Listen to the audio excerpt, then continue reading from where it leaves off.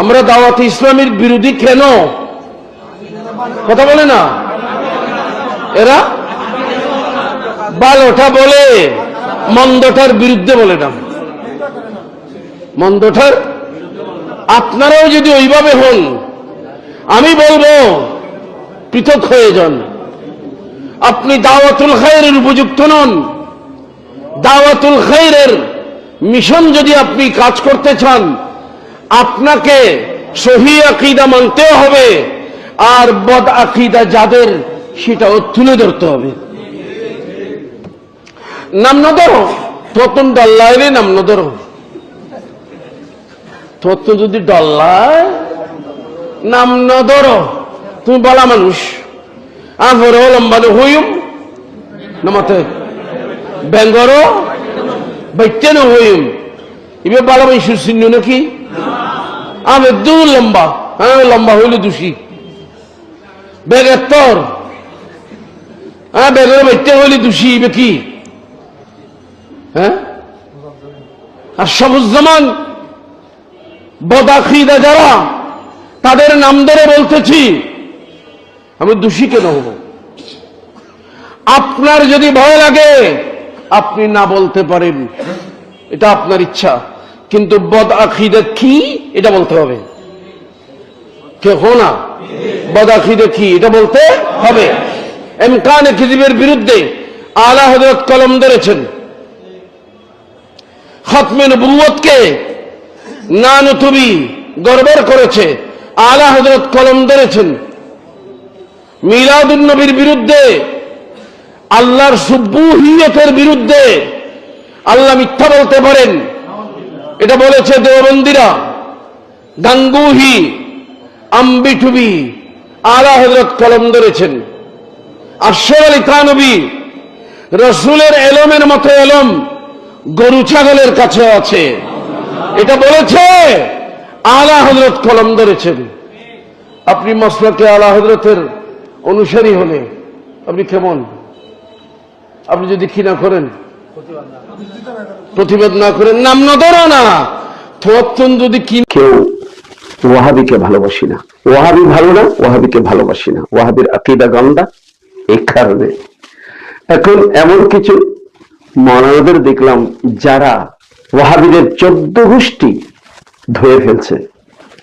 কিন্তু ওয়াহাবি কোথায় জন্ম নিয়েছে এবং ভারতবর্ষে, হিন্দুস্তানে, বাংলাদেশে প্রত্যেকে কার মাধ্যমে কিভাবে ওয়াহাবিয়ত এসেছে, সেই কথাটা ওনারা এড়িয়ে যান।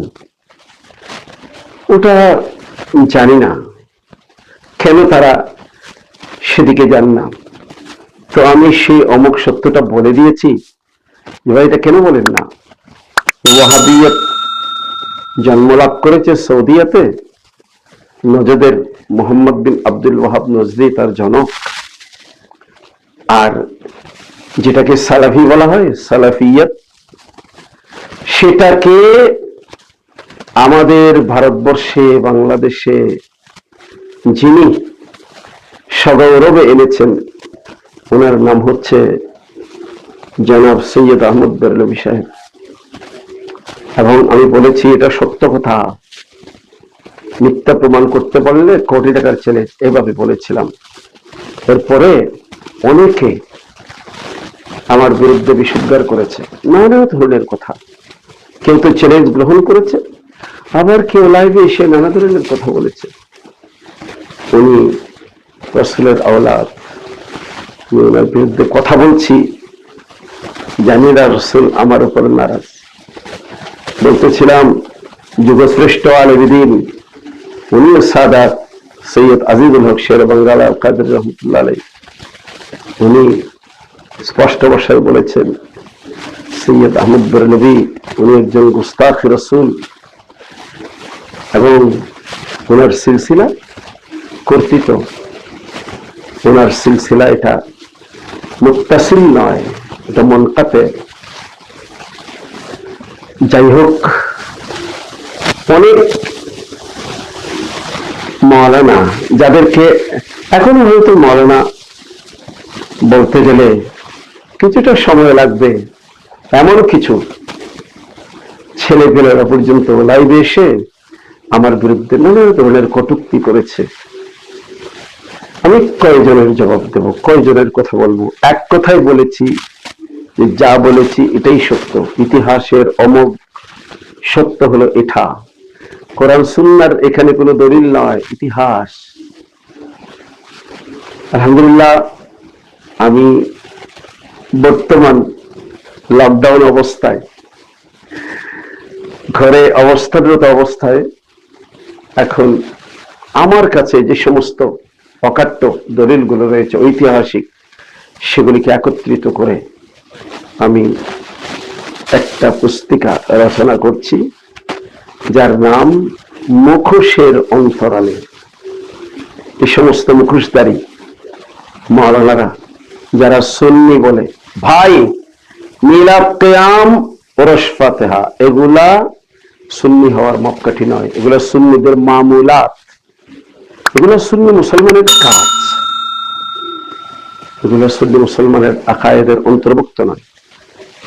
অতএব সৈয়দ আহমদ বেরলভী কিংবা নজদি দেওবন্দি এদের সাথে আমাদের মিলাদ করে কিনা, করে কিনা, ফাতিহা করে কি করে না, ওরস করে কি করে না, জি জি, না না না না না না, এগুলো নিয়ে তাদের সাথে কোনো দ্বন্দ্ব নয়, না করুক। কত মানুষ করতেছে না, এই জন্য কি তাদেরকে ওহাবি ওহাবি বলে চিল্লাবো? মোটেও না। আসলে ওরা বেয়াদব, ওদের আকীদা মন্দ, ওদের আকীদা গান্দা। সৈয়দ আহমদ বেরলভী সাহেব সেই গান্দা আকীদা নিয়ে মক্কা থেকে এখানে এসেছেন। সে কথাগুলো যারা লুকায়, কেবল মিলাদ কিয়ামের আড়ালে নিজের সুন্নি দাবি করে, অথচ ভেতরের চোরটাকে লুকিয়ে রাখে, আমি তাদের তো অবশ্যই নাম দেওয়া সমীচীন। মুখোশধারী জন্য তাদের ব্যাপারে আমার রিসালাটা ইনশাআল্লাহ অচিরেই লেখা শেষ হয়ে গেছে, অচিরেই ইনশাআল্লাহ আল্লাহ যদি দয়া করেন তাহলে ইনশাআল্লাহ ছাপিয়ে প্রকাশ করব।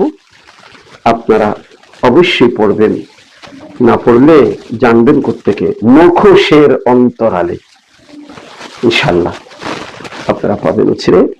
আল্লাহ আমাকে আপনাদেরকে সবাইকে আহলে সুন্নাত ওয়াল জামাতের উপর দায়েম কায়েম থাকার তৌফিক দান করুন, বাতিলদের থেকে আল্লাহ আমাদেরকে হেফাজত করুন। আমিন। আসসালামু আলাইকুম ওয়া রাহমাতুল্লাহি ওয়া বারাকাতুহু।